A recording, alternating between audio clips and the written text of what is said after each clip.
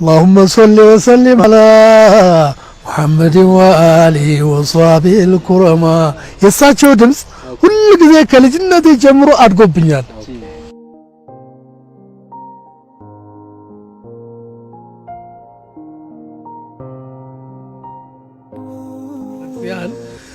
እኔ አሁን ግጥም የሚሰጠኝ ልጅ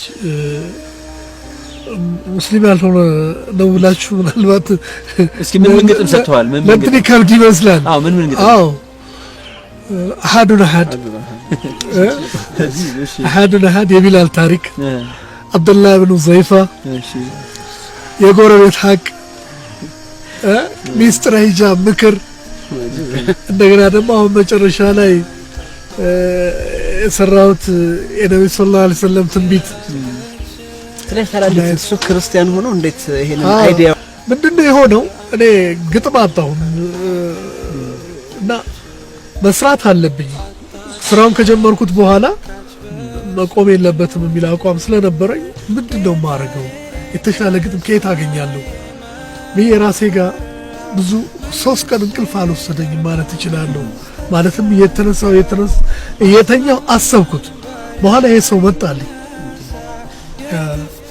መናባዩ ግጥም ግጠምልኝ ብስለው እሱ ሳቀብኝ። ምን ብዬ ነው ለአንተ ግጥም ገጥሞ?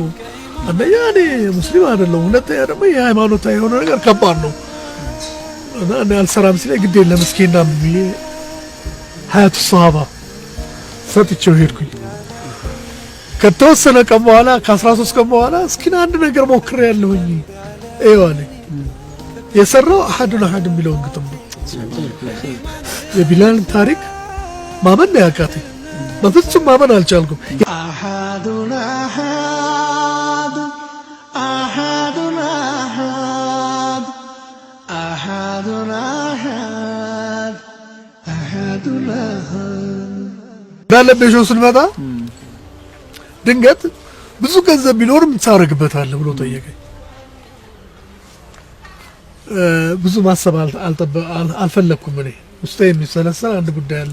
መስጊድ ነው የምሰራው አልኩት። እና እዛን ጊዜ ፊት ለፊት የነበሩ ሰዎች አሉ ጊዜው ደረሰና ዛሬ በተለያየ መንገድ መስጊድ ለማሰራት በሚደረጉ እንቅስቃሴዎች እጅ አለበት። አልহামዱሊላህ እና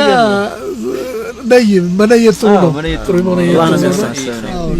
ምን ያሰብክ ይሆን የዋህ ሀበሻ? ሱብሃንአላህ ከሪም ያ መውላ ደርሷል ቀርቧል ቀኑ በላ አስተግፊሩላህ። ሱብሃንአላህ ከሪም ያ መውላ ደርሷል ቀርቧል ቀኑ በላ አስተግፊሩላህ።